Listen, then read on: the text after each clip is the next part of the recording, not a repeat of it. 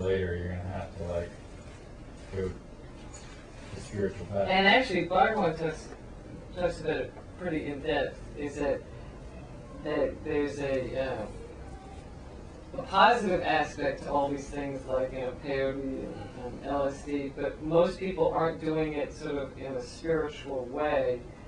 They're doing it as a substitute. Yeah, which is easy to do.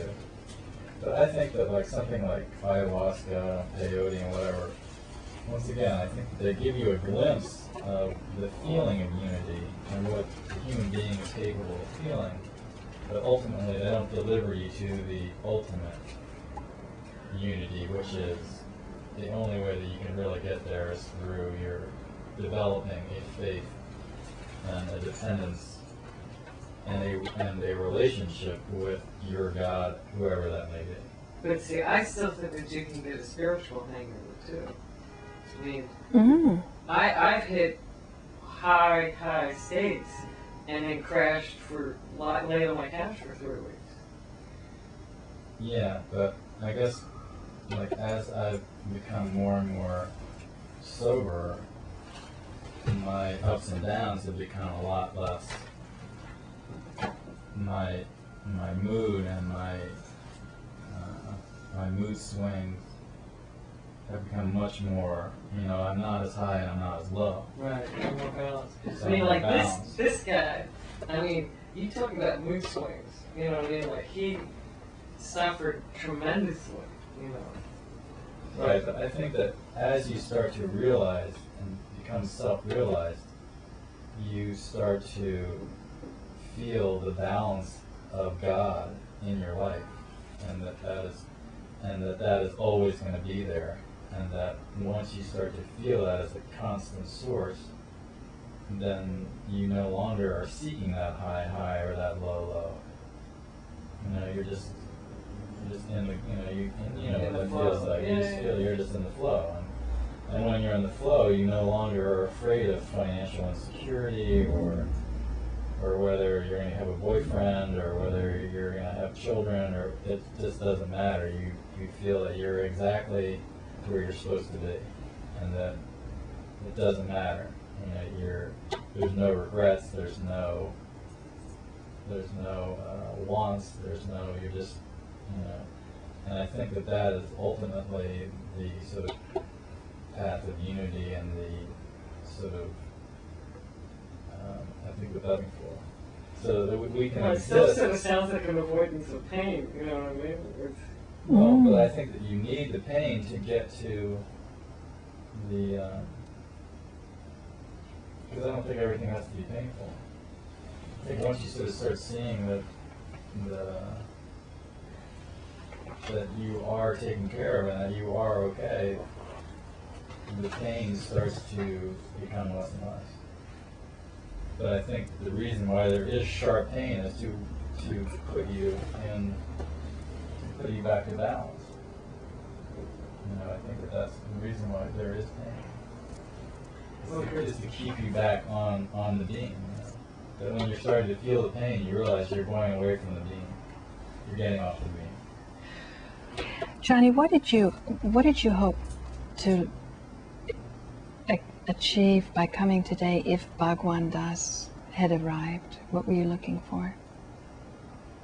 Oh, I didn't really have it. I'm like wise, I had no expectations. Molly? I just thought he sounded like an interesting guy. Don't hang out with us. Yeah, just get the pod back together. Get the pod back, and also listen to see what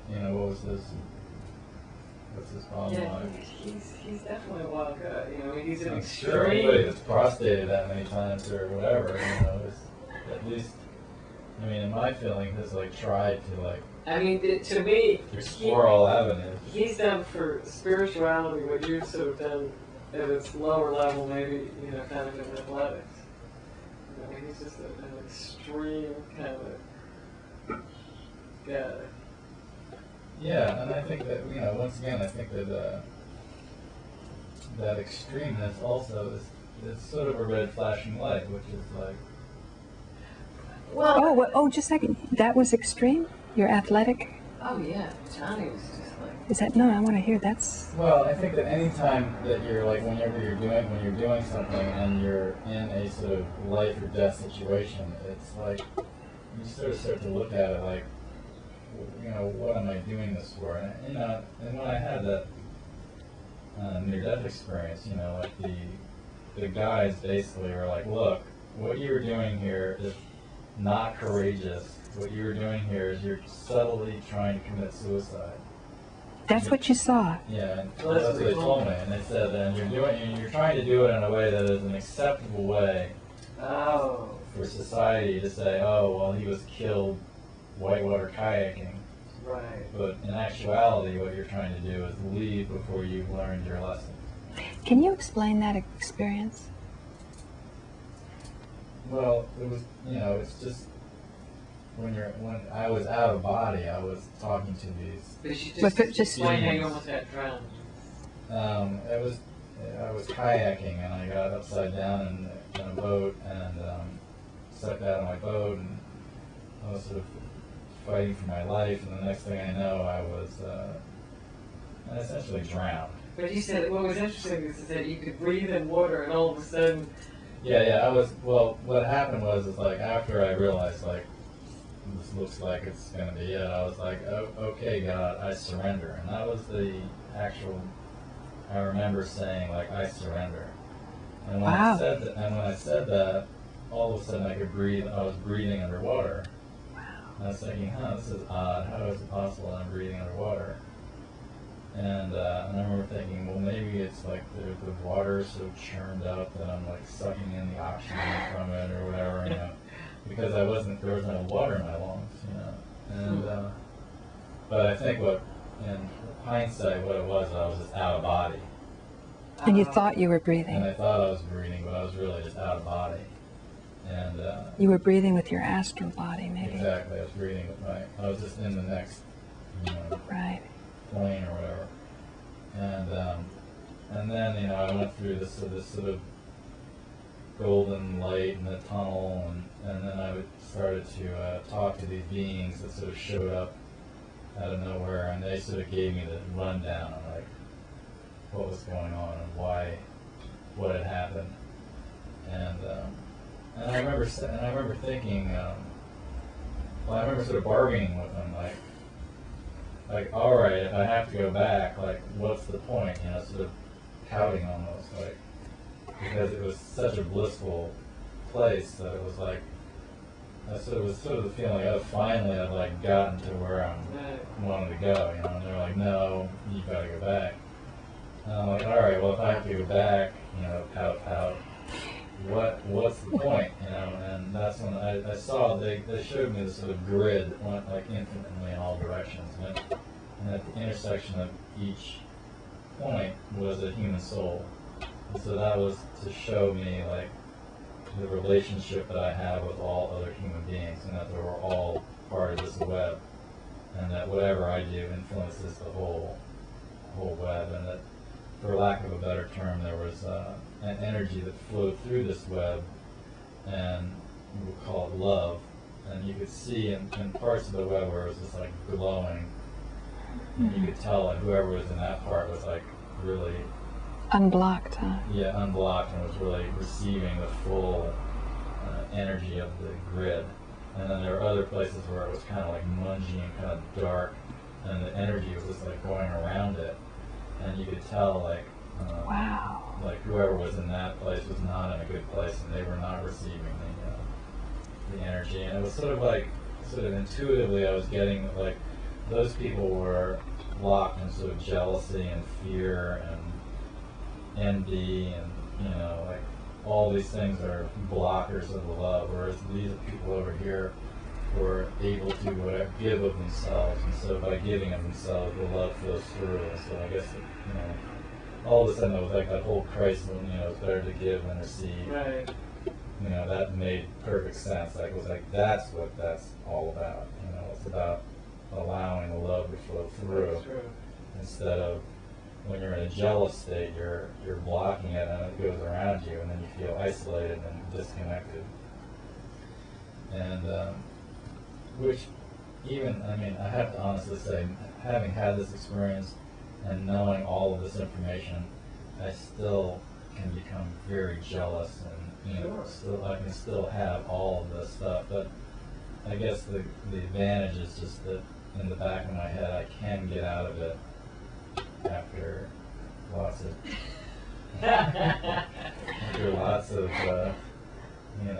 suffering, and it takes, often I will get caught, and like it'll take a long time before I let go of like whatever it is, and it might be like a leather coat that I saw that I wanted to buy that was $1,000, it's just too much, but like for 6 hours I'll be like, but if I could somehow, or I've like gone back to buy it again, and then it's gone, and then I gotta track it down. I should have bought it, and then if you go ahead and buy it, and then I bought it like, and then but I love it. But sometimes you buy it, just sit in the closet, and you realize like, What was I thinking? what was I thinking? But was why, that why did I even do that? Was that experience like a time out, sort of? What's that? For buying the coat? No. Sorry, I'm back to the out of body thing. How you said that there were dark spots here and then lighter spots, and then you wanted to be on the lighter spots, right? To be part of that flow. To be there. They were just, I think they were showing me that you have, as a human being, you have a choice, And it's like either you can live in the dark, you can live in the light, It's like, that's the deal. It's up to you, It's completely dependent on your action, where you're gonna rest in the grid or in the net. Well, what I'm curious about is, say, for example, George Bush. Because I was studying this mind control that goes on, and with Russell Targ, and then I got some stuff on the internet about this CIA program that they weren't fessing up to that they had. And the claim is that George Bush himself was in this program. So I'm curious, in terms of having developed that Buddha nature where you forgive everything and all, would you think that George Bush might have been one of those dark spots, or no?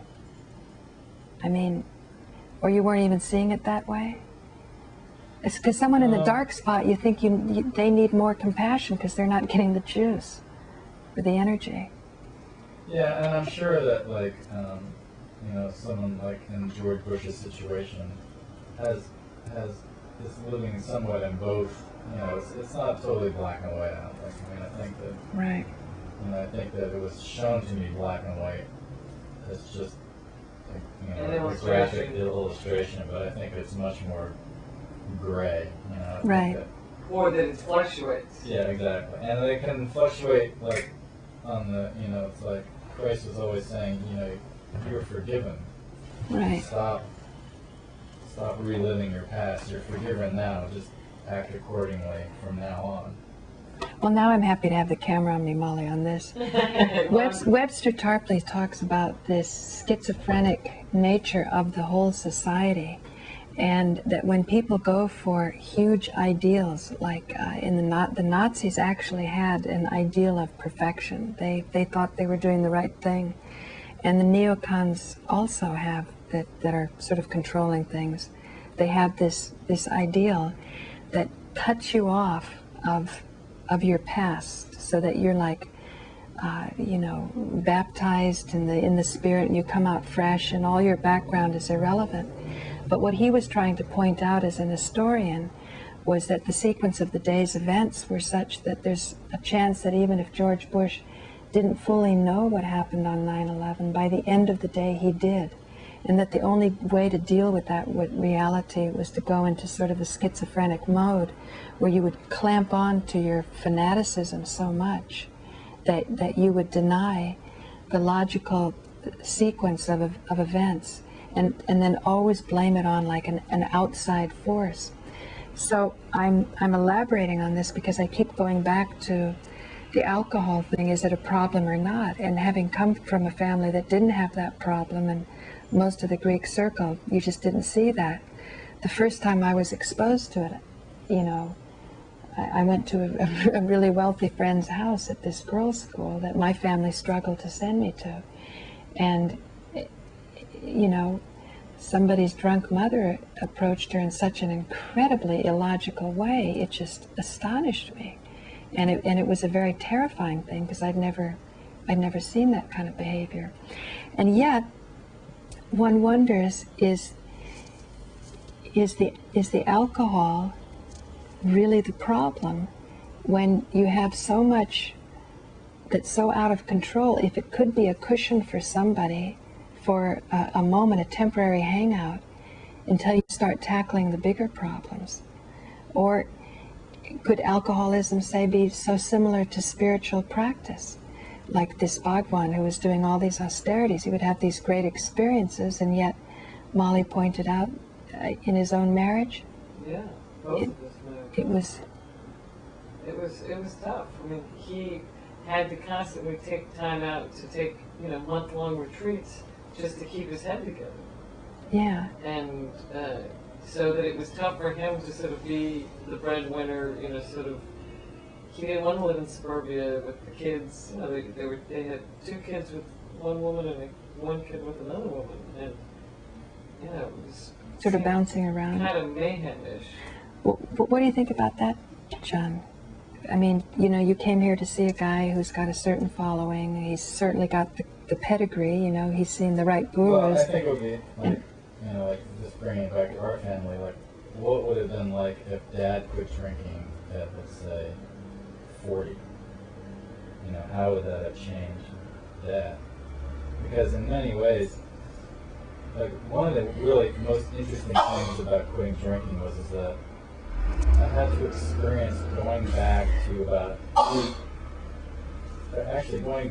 essentially going back exactly to the point where I started drinking emotionally. And all of a sudden I was like afraid of girls. I was afraid to talk to them. What age would that be? Because you grew 13, up with it all around you. 13, 14, something like that. Right, but like an Italian family, they let everybody have a glass of wine. I mean, kids... Yeah, we started drinking early. But when we started first really getting drunk, we were about 14 or something like that. Same for you, Molly? 11. 11? You got drunk at 11? Well, he was 3 years older. So. Okay, got it. Okay. I might have gotten I drunk don't at want 11 like once, but I'm just Right. saying, like, when I really started like sort of drinking and getting high, I was probably like, on a regular basis. I was probably like Oh, okay. 13, 14. Right. Yeah, that's... And the interesting thing, at 39, when I quit drinking, I went right back to that emotional state. Wow. Which is like, holy shit, I thought I'd like, Right. I thought I'd completely grown past this and matured. And I came to find out that I was like, all I had done is put it on hold. So now you have a second chance. So right? now I have a second chance, exactly. But when about the out-of-body experience? Did that happen before you quit drinking? Oh yeah, I was like 19. Oh, 19 when you had the out-of-body Yeah, experience? 20, something like that. Wow. Yeah, you would have thought that might have like had some effect.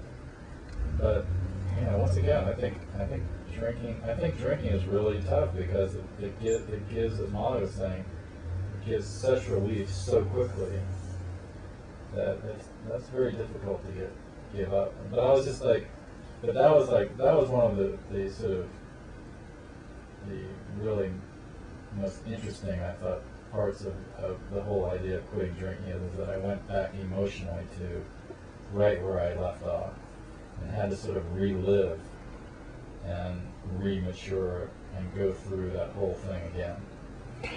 But now, when you were 19 and you were shown that all of these daredevil things you're doing is actually a death wish and it's not that constructive, did you shift and not do scary things or dangerous things anymore?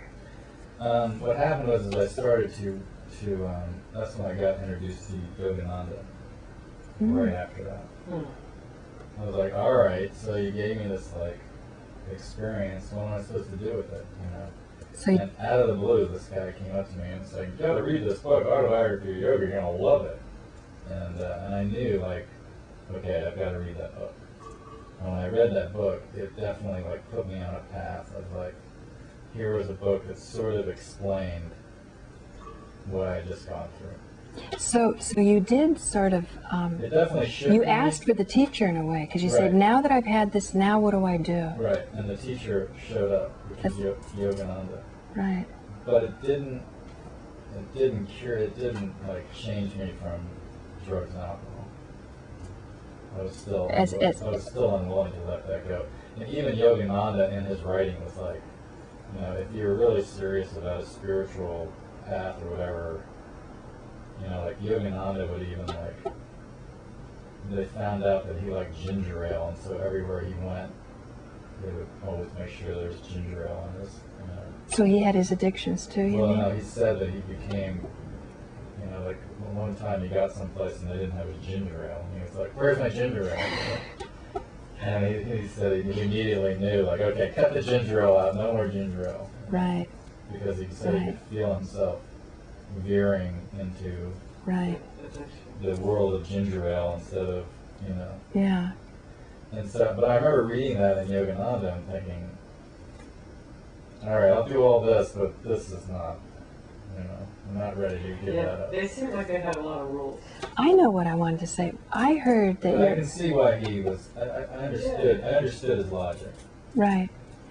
But you probably figured at 19 that you could handle the alcohol and things Exactly. and the experience. Exactly. Right. And that there was no way in hell I was going to quit drinking and doing drugs. Right. Because it didn't actually say that was the wrong thing to do, did it? The insight just showed blocked areas and Right. clear Exactly. areas. Exactly. Just made you want to be nice. Yeah, and I figured since I already like had the death thing, like I could have had that down. What's the worst thing you can happen? Johnny was talking about an experience he had at 19 years old when he was in a turbulent... No, he was in a kayak, and I drowned and had a near-death experience. Oh. Yeah. And so I was basically sort of told by these guides that I wasn't, that the behavior was not courageous behavior. It was subtle. It was a subtle form of suicide, which was kayaking in such a dangerous situation, and that I was trying to leave the physical plane before I was meant to, and that I had to go back and learn my lessons, and that, you know, not to confuse very dangerous activities with courage, but that I was actually, you know, it was you know, suicide essentially. It was suicide. I remember thinking to myself too, it's like, wow, so that means that if you commit suicide, it's kind of like getting on the plane and going to Paris and thinking when you get off the plane that you're no longer going to have any of the hang-ups or anything that you have, you know. So somehow like, when you walk off that plane, all that will stay in the United States. Right. And so it would do the same thing with suicide. If you killed yourself, all of a sudden it's like, right. there I am, because my personality didn't change, nothing changed except for I just stepped away from my body. But I still had my head going like a million miles an hour, going, where am I? What's going on here? What the, how did I get here? What's the, you know? And so then I realized, like, wow, so suicide really is not an option. It doesn't. Exactly. Well, and that's another thing I'm sort of interested in, is that I think it's easier to shift those kind of patterns here on the earthly plane than maybe on sort of the plane of bliss. Probably, which is probably why we're here. And that's why your soul wants to incarnate here, so it can, in fact, work itself through all of whatever it is. Now, what about the fact I heard that Aunt Mary was more fun when she was drinking? Do you have anything to say on that? Well, that's what Mom says. I don't even know her, but I'm just saying, just as an example. Well, I think that's probably true. I mean, I know for a fact I'm a lot more fun when I'm drinking, but it's at a cost, you know. It's sort of like, I think my issue is it's trying to find the stop button. You know, sometimes it's hard to find the stop button. Here, I'm going to definitely put this on me now.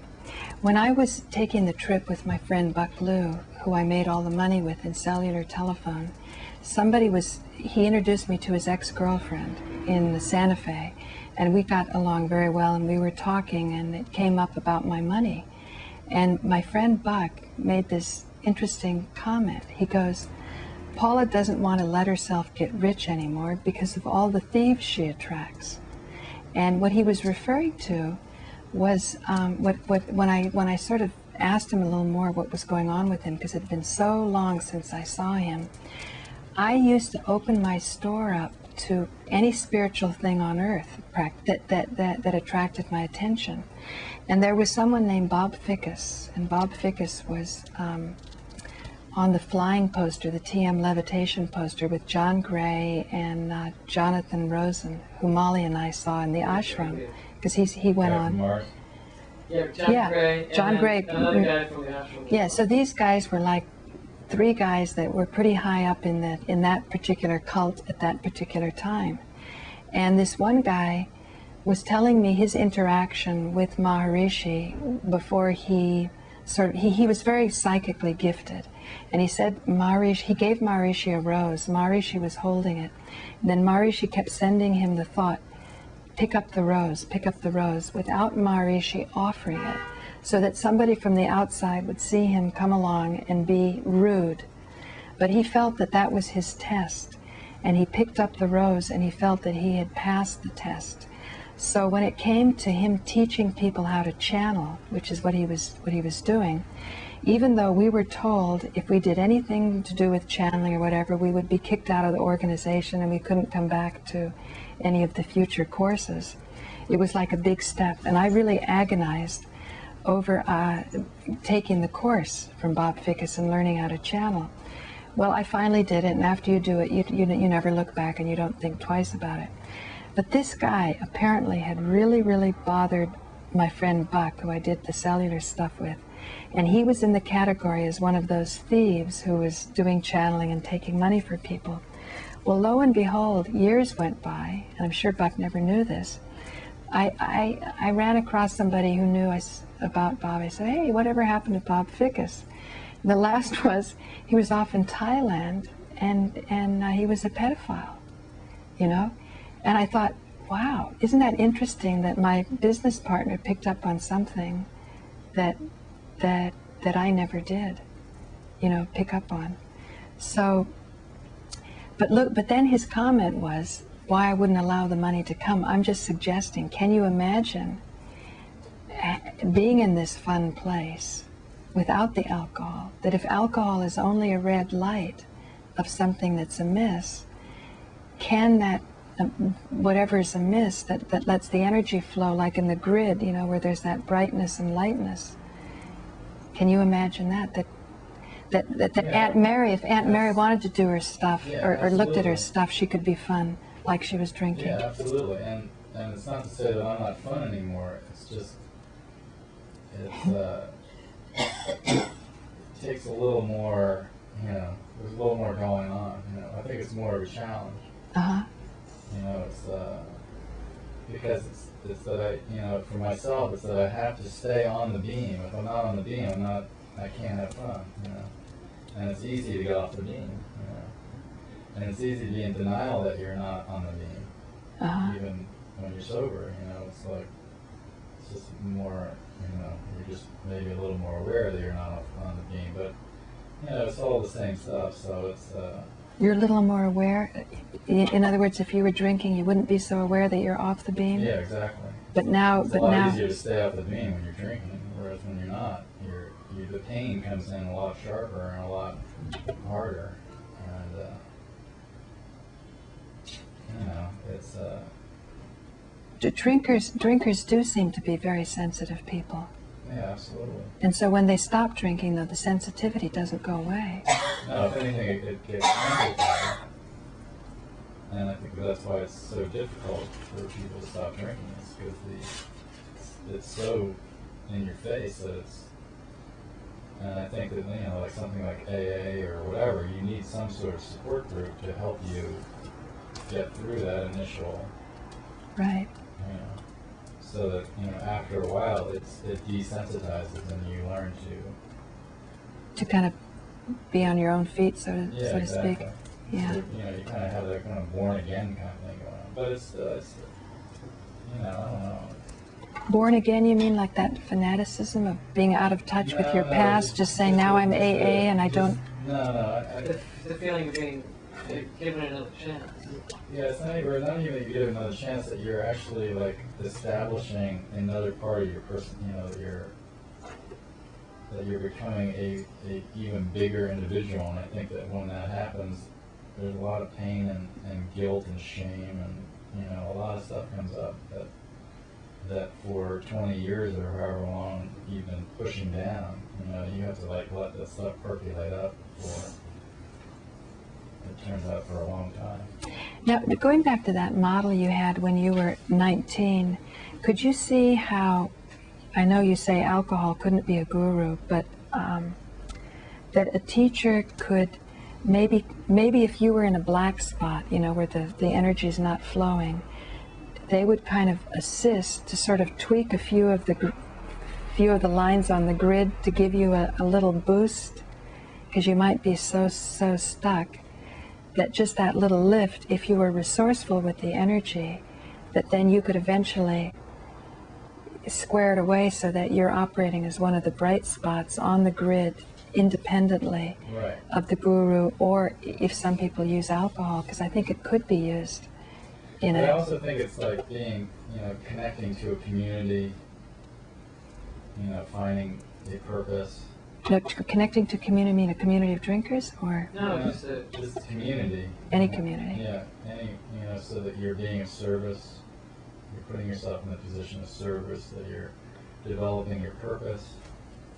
What is it that I really want to do? What is it that I really want to do, and what is it that I think that you're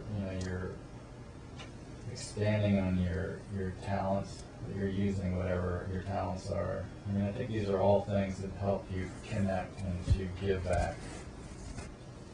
And I think that often we as individuals, for whatever reason, we isolate and we like close in and we like stop for whatever reason, and then we feel like we're cut off. And when we feel like we're cut off, we get depressed, and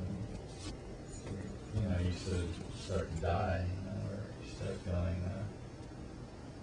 feeling the darkness all around you. You're not expanding. You're not in expansion. You're in contraction. In contraction. Which I think is also, it's a very difficult thing. It's very, I think as a survival tool, we contract. Like our initial response is to contract and to get under the covers, so to speak. Hey, I've spent a lot of time on the couch. Whatever. Contraction mode. Yeah. Because we become overwhelmed by whatever it is,